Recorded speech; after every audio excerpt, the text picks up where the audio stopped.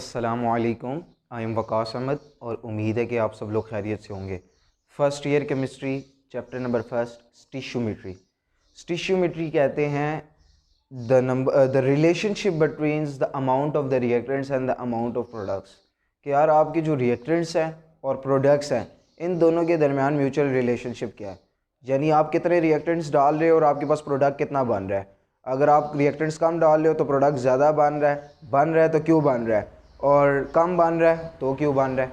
ये तमाम की तमाम चीज़ों के जो म्यूचुअल रिलेशनशिप्स होते हैं इनको हम स्टिशियोमेट्री कहते हैं। लेकिन स्टिशियोमेट्री समझने के लिए आपको मोल समझना बहुत ज़रूरी है। अगर आपको मोल समझ नहीं आते हैं तो आपको स्टिशियोमेट्री भी समझ नहीं आएगी। तो इसीलिए आज का जो हमारा पहला टॉपिक है ये मोल्स के कॉन्सेप्ट से रिलेटेड है। तो ये जो मोल है ना, अक्सर ये ना बहुत लोगों को कन्फ्यूज़ करता है। मुझे भी, जब मैं भी फर्स्ट ईयर में पे था तो मुझे भी काफ़ी इसने कन्फ्यूज़ किया था। वजह इसकी ये है कि बच्चे इसको पढ़ के आते हैं नाइन्थ में। अब जब नाइन्थ में पढ़ के आते हैं, नाइन्थ में छोटे बच्चे होते हैं, उस टाइम भी उन्होंने कहीं चॉइस पे छोड़ दिया होता है। किसी ने अच्छे तरीके से पढ़ा हुआ होता है, किसी ने नहीं पढ़ा हुआ होता। टेंथ में तो होता ही नहीं है। फिर जब जैसे ही वो फर्स्ट ईयर में आते हैं और फर्स्ट ईयर की बुक का पहला चैप्टर ही यही वाला होता है तो वो क्वाइट कन्फ्यूजिंग होता है। और ऊपर से आर्टिकल्स होते हैं वो काफ़ी लंबे लंबे आ जाते हैं, लिमिटिंग रिएक्टेंट्स वाले आ जाते हैं, फिर आगे परसेंटेज यील्ड वाले न्यूमेरिकल आ जाते हैं। तो ये चीज़ें भी बड़ी इंसान को कंफ्यूज करते हैं। तो आपने बिल्कुल इंशाल्लाह घबराना नहीं है। ये मोल का कॉन्सेप्ट बच्चों वाला है। मैं इंशाल्लाह आपको इतने आसान तरीके से समझा दूंगा कि आपको ये ज़िंदगी भर याद रहेगा। ठीक है, इसीलिए आज ना हमने फुल प्रॉपर फोकस अपने मोल के कॉन्सेप्ट पे करना है कि यार ये मोल यूज़ ही क्यों होता है, हम ये यूज़ ही क्यों करते हैं केमिस्ट्री में। जहाँ पर सिर्फ नाम ही आ जाता है ना मोल्स का, इंसान कंफ्यूज हो जाता है। इंसान कहता है कि यार ये क्या आ गया, ये आया ही क्यों है, इसके यूजेस क्या है, इसके फ़ायदे क्या है, और इस हम अगर इसे यूज़ ना करें तो हमें नुकसान क्या होते हैं, वो मैं आपको बताता हूँ मोल्स के क्या। देखें, हमें ना ज़िंदगी में क्या चाहिए, हमें ज़िंदगियों में आसानियाँ चाहिए, आसानी चाहिए। हर बंदा चाहता है कि उसे ज़िंदगी में आसानी मिले। ठीक है, मैं सुबह उठता हूँ तो मैं चाहता हूँ कि मुझे नाश्ता तैयार मिले, यूनिफॉर्म तैयार मिले, मैं आराम से जाऊँ यूनिवर्सिटी से मैं वापस आऊँ, गाड़ी वाला मुझे ले के आए, आराम से मैं वापस आऊँ, मुझे कोई तंग ना करे, मैं आराम से सो जाऊँ, मुझे नेट मिले और ये वो तमाम की तमाम चीज़ें मुझे मिले। मैं चाहता हूँ कि मुझे ज़िंदगी में आसानियाँ मिले, तकलीफ़ें और परेशानियों से दूर रहूँ। इसी तरह जो केमिस्ट होते हैं ना, केमिस्ट्री जो है ना वो बेस इसी पे करती है कि एटम्स ने सारी चीज़ें बनाई, मालिक्यूल्स ने सारी चीज़ें बनाई, इन तमाम चीज़ों पे वो बेस करती है। अब कितने एटम्स ने बनाई, कितने मालिक्यूल्स ने बनाई, ये तमाम की तमाम चीज़ों में आसानियाँ निकालने के लिए ना साइंटिस्ट ने मोल का कॉन्सेप्ट इंट्रोड्यूस किया हुआ है। मोल्स कुछ भी नहीं है, mole is just a number. Mole is just a number, जिस तरह नॉर्मल नंबर होते हैं। मैं आपको छोटी छोटी एग्जांपल्स देता हूँ डेली लाइफ से रिलेटेड, फिर हम वापस आते हैं, फिर आपको इंशाल्लाह बहुत ही आसान तरीके से समझ आ जाएगा। मिसाल के तौर पे मैं एक दुकानदार के पास गया और दुकानदार के पास जाने के बाद मैंने उसको कहा कि यार मुझे 180 एग्स दे दो, 180 एग्स दे दो। अब जो अंडे होते हैं ना, अंडों की आपको पता है टोकरी होती है जिसके अंदर 3 दर्जन टोटल अंडे होते हैं। तो अगर मैं उसको जाके एकदम बता दूंगा कि 180 अंडे दे दो तो बंदा कंफ्यूज हो सकता है। अब एक एक अंडा गिन के देता रहेगा देखते। उसके बरक्स अगर मैं उसको बोल दूं कि यार मुझे 15 दर्जन अंडे दे दो, 15 डजन अंडे, तो ये चीज़ काफ़ी अच्छे तरीके से समझ आती है। वो आराम से उठा के मुझे 5 टोकरियां दे देगा, कहेगा कि एक एक टोकरी में 3 दर्जन अंडे हैं, ये लो उठा लो, 15 दर्जन हो गए। उसको गिनने की ज़रूरत नहीं पड़ी, आसानी क्रिएट होगी है। कोई और एग्जाम्पल देता हूँ, उससे भी ईजी एग्जाम्पल। मिसाल के तौर पर मेरा दोस्त है, वो गया कराची, इस्लामाबाद से कराची गया। मैंने उससे पूछा कि यार आपको कराची जाने के लिए कितना टाइम लगा है। वो मुझे ये भी बता सकता है कि यार मुझे कराची जाने के लिए 1 दिन लगा है, और वो मुझे ये भी बता सकता है कि यार मुझे कराची जाने के लिए 8006 सेकंड्स लगे हैं, 8600 या 000 सेकंड्स लगे हैं। अब वो मुझे ये कहे कि यार चूंकि टाइम का ऐसा यूनिट सेकंड्स होता है तो मैं इसलिए आपको टाइम सेकंड्स में बता रहा हूँ। एक दिन वाली स्टोरी तो मुझे समझ आ जाएगी, लेकिन मिसाल के तौर पे अगर उसे लगे हुए 13 दिन, यानी कराची जाने में, वहाँ पे रहने में, वापस आने में उसे 13 दिन लगे। अब 13 दिन को मैं किससे मल्टीप्लाई करूँ, 866 को 000 को मैं 13 से मल्टीप्लाई करूँ, ये तो इतना बड़ा नंबर बन जाएगा। मुझे टाइम याद रहेगा? नहीं, जो टाइम बिल्कुल भी याद नहीं रहेगा। तो ये जो दिन है ये हमारे लिए क्या क्रिएट कर रहा है, ये हमारे लिए आसानी बना रहा है। इसी तरह वो जो 180 एग्स हैं ये हमारे लिए क्या कर रहा है, ये हमारे लिए आसानी क्रिएट कर रहा है। एक और एग्जाम्पल, घर में बिजली लगवाई, कनेक्शंस किए, ट्रांसफार्मर से बिजली आ रही है, आप उससे जाके पता करोगे यार जो इलेक्ट्रीशियन होता है, यार चेक करो ज़रा कितनी एनर्जी, कितनी बिजली घर तक पहुंच रही है, ताकि बिजली कम ना हो जाए, डिम ना हो जाए, ज़्यादा ना हो जाए। तो वो चेक करके हमें ये भी बता सकता है कि यार 12 एम्पेयर की बिजली आ रही है आपके घर, 12 एम्पेयर की बिजली आ रही है, 12 एम्पेयर का करंट आ रहा है आपके पास। इसके बरक्स वो हमें ये बता दे कि यार आपके घर 3 × 10⁻⁷ कूलम्स चार्जेस आपके घर आ रहे हैं। अब ये चीज़ मुझे कंफ्यूज करेगी या नहीं करेगी?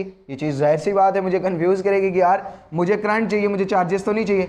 मुझे टाइम बताओ कि यार दिन कितने लगे, मुझे सेकंड्स तो नहीं चाहिए। इसी तरह हमारे पास जो केमिस्ट्री होती है ना, केमिस्ट्री बनी हुई है मॉलिक्यूल से और एटम से। किससे बनी हुई है? मॉलिक्यूल से और एटम से। हर चीज़ मॉलिक्यूल्स और एटम से मिलकर बनी हुई। आपको कोई नमक ला के दे दे, वो भी एटम से मिलकर बना हुआ है। आपको कोई चीनी ला के दे दे, वो भी एटम से मिलकर बनी हुई है। ये भी एटम से मिलकर बनी हुई है, ये बोर्ड भी एटम से मिलकर बना हुआ है। हर चीज़ एटम से मिलकर बनी हुई है। अब अगर कोई बंदा हो अनपढ़ जाहिल सा और आप उसे जाके कहो कि खाना खा रहा हो उसमें नमक डाल रहा हो खाने वगैरह में, आप उसको कहो जाके यार ये जो तुम नमक डाल रहे हो ना, ये नमक भी एटम से मिलके बना हुआ है और इस एटम की जो है ना आज मैं स्टडी करके आया हूँ वगैरह वगैरह। अब वो बंदा अगर आपको कहे अच्छा ये नमक एटम से मिलके बना हुआ है तो फिर चीनी भी एटम से मिलके बनी हुई होगी, आप कहोगे हाँ एटम से बनी हुई है सारी चीज़ें। वो आपको उठा के दे दी थोड़ी सी एक चुटकी, यानी थोड़ा सा एक मुट्ठी भर के नमक उठा के दे दे और बताए जी बताओ मुझे इसमें कितने एटम्स हैं। अब आप क्या करोगे? एटम्स को आपने आंखों से देखा?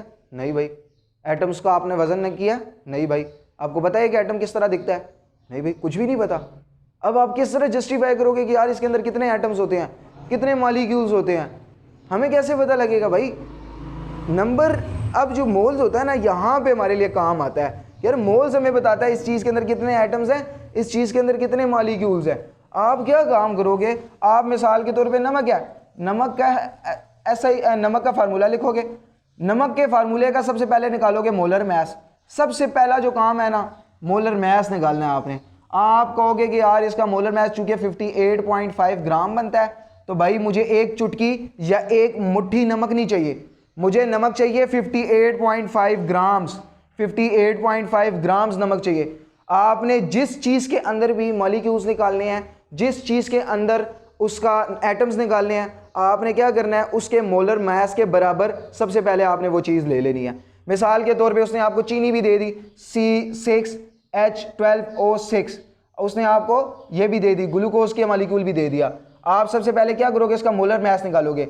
इसका मोलर मास होता है 180, तो आप 180 ग्राम चीनी ले लोगे। 180 ग्राम चीनी ले लोगे। जैसे ही आप 180 ग्राम चीनी लोगे, आप कहोगे इसके अंदर होते हैं 6.022 × 10⁻23 एटम्स।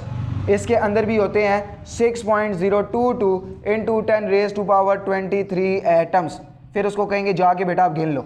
अब गिन लो कि इतने एटम्स होते हैं या नहीं होते।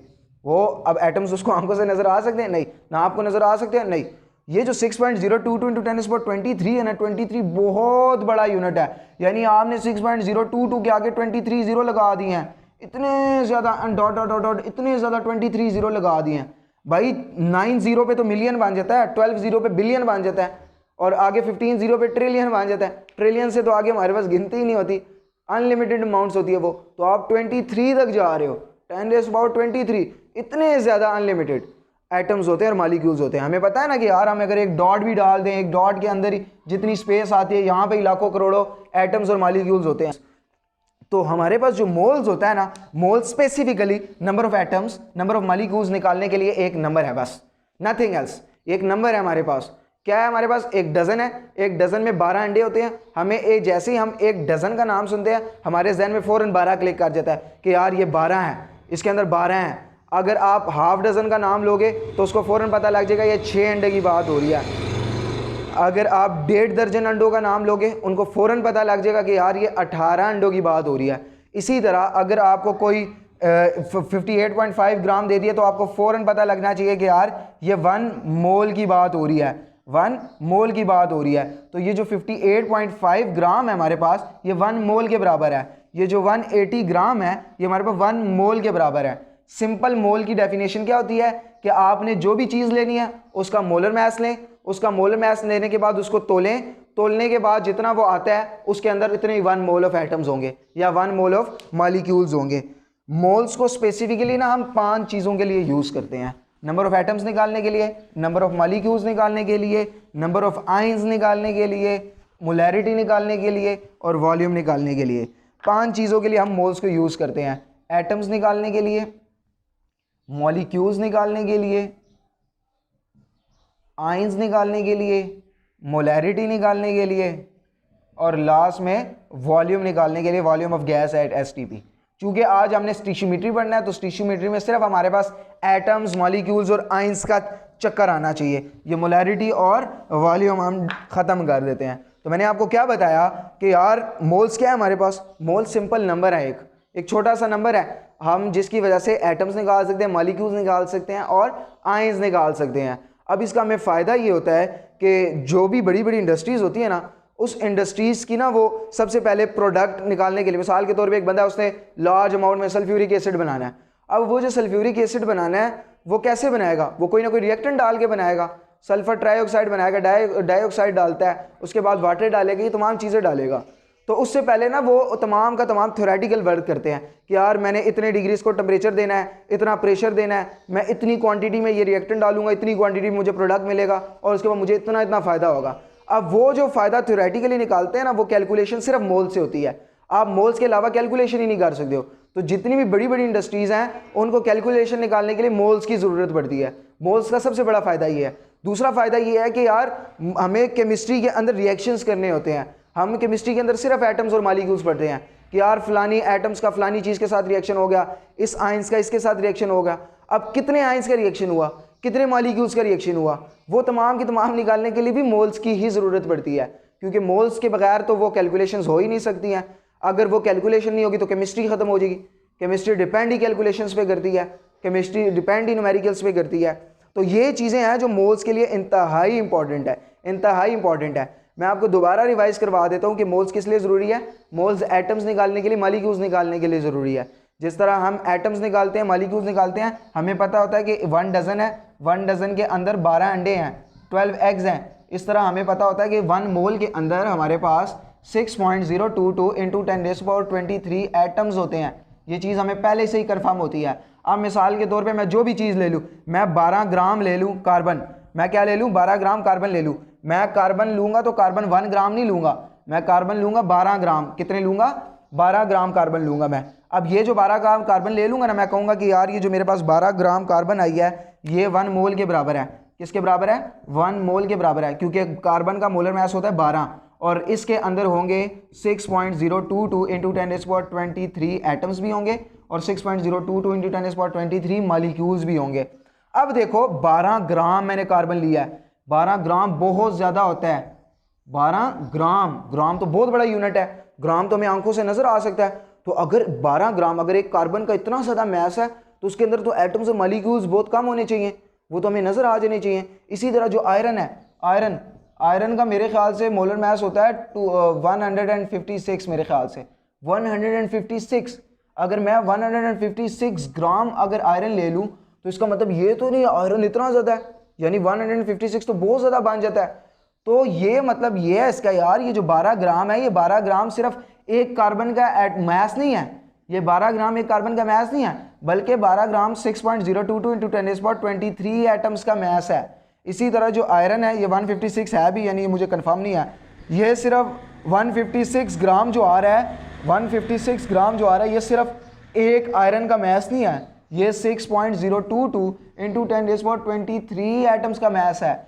इसी तरह अगर मैं 26 ग्राम ऑफ एल्यूमिनियम ले लूँ तो ये जो 26 ग्राम है, ग्राम बहुत बड़ा यूनिट है, 26 ग्राम सिर्फ एक एल्यूमिनियम का यूनिट नहीं है, ये इसके अंदर 6.022 इंटू 10⁻23 एटम्स होते हैं या मॉलिक्यूल्स होते हैं। तो ये तमाम के तमाम जो है ना हमारे पास मोल्स के कॉन्सेप्ट यहाँ पे यूज़ हो रहे हैं। देखिए हम क्या काम कर रहे हैं, हम 12 ग्राम ले रहे हैं और 12 ग्राम में से सिंपली हम एटम्स निकाल लें, मॉलिक्यूल्स निकाल लें। तो अगर हमें सिर्फ ये 1 मोल का पता लग जाता है ना, उसके बाद हम किसी चीज़ का भी निकाल सकते हैं। मिसाल के तौर पे कोई बंदा मुझे कहे यार आप तो सिर्फ और सिर्फ मोलर मैसेज ले रहे हो, मोलर मैसेज के अलावा कोई ले के दिखाओ ना मुझे, ताकि हम पता लगे उसमें कैसे एटम्स निकालते हैं, उसमें कैसे मॉलिक्यूल्स निकालते हैं। जैसे मिसाल के तौर पे मैंने लिया 23 ग्राम ऑफ सोडियम। अब मुझे पता है 23 ग्राम ऑफ सोडियम है, सोडियम का ऐसा यूनिट क्या, वो मोलर मैस कितना होता है, 23 होता है। अब जब जैसे ही सोडियम का वो मोलर मैस 23 है तो मुझे पता लग गया कि यार ये 1 मोल के बराबर है, और मुझे ये भी पता लग गया इसके अंदर 6.022 इंटू 10⁻23 एटम्स भी होंगे और मॉलिक्यूल्स भी होंगे। अब कोई बंदा मुझे कहे कि यार आप 23 तो ना लो ना, आप क्या करो, आप ले लो 11.5 ग्राम ले लो। 11.5 ग्राम ऑफ सोडियम लो और अब हमें निकाल के दिखाओ कि यार इसके अंदर कितने एटम्स होंगे और इसके अंदर कितने मॉलिक्यूल्स होंगे। अब निकाल के दिखाओ। आपने जहन में ही सोचना है। देखो ये 23 था, 23 को उन्होंने क्या कर दिया, आधा कर दिया, 23 को आधा कर दिया, तो मैं मोल्स भी क्या कर दूंगा, आधे कर दूंगा। 1 है तो मैं क्या दूंगा कि यार 0.5 मोल्स है। यहाँ पे कितने मोल्स हैं, 0.5 मोल्स। ये मैंने जहन में ही निकाल दिया, ठीक है। अब मैं आपको निकालने का तरीका बताता हूँ, सिंपल निकालने का तरीका क्या है। मोल्स का सिर्फ एक ही फार्मूला है, वो आपने याद कर लेना। मोल्स का फार्मूला है mass divided by molar mass. Simple. आपने क्या निकालना है, आपने मोल्स निकालने हैं। आपको मास उठा के दे दिया 11.5, आपको मोलर मास आपको पता है, मोलर मास कितना होता है 23। दोनों को डिवाइड करोगे 1/2 आएगा और 1/2 0.5 मोल्स के बराबर होगा। अब इस 0.5 मोल्स को आप 6.022 इंटू 10⁻23 से मल्टीप्लाई कर देंगे तो आपके पास एटम्स भी आ जाएंगे और आपके पास मॉलिक्यूल्स भी आ जाएंगे। तो ये हमारे पास सिंपल है। हमें उठा के जो मर्जी चीज़ दे दे, हम ये वाला फार्मूला लगा देंगे। ये वाला फार्मूला हमें उठा के 50 ग्राम दे दे, 30 ग्राम दे दे, 46 ग्राम दे दे, हम सिर्फ इस फार्मूले में पुट करेंगे, मोल्स निकालेंगे। मोल्स निकालने के बाद एटम्स और मॉलिक्यूल्स वाले फार्मूले में पुट कर देंगे, हमारे कॉन्सेप्ट्स क्लियर। और उम्मीद है आपको वीडियो पसंद आई होगी। पसंद आई है तो लाइक करें, कमेंट्स करें। ओके, अल्लाह हाफिज़।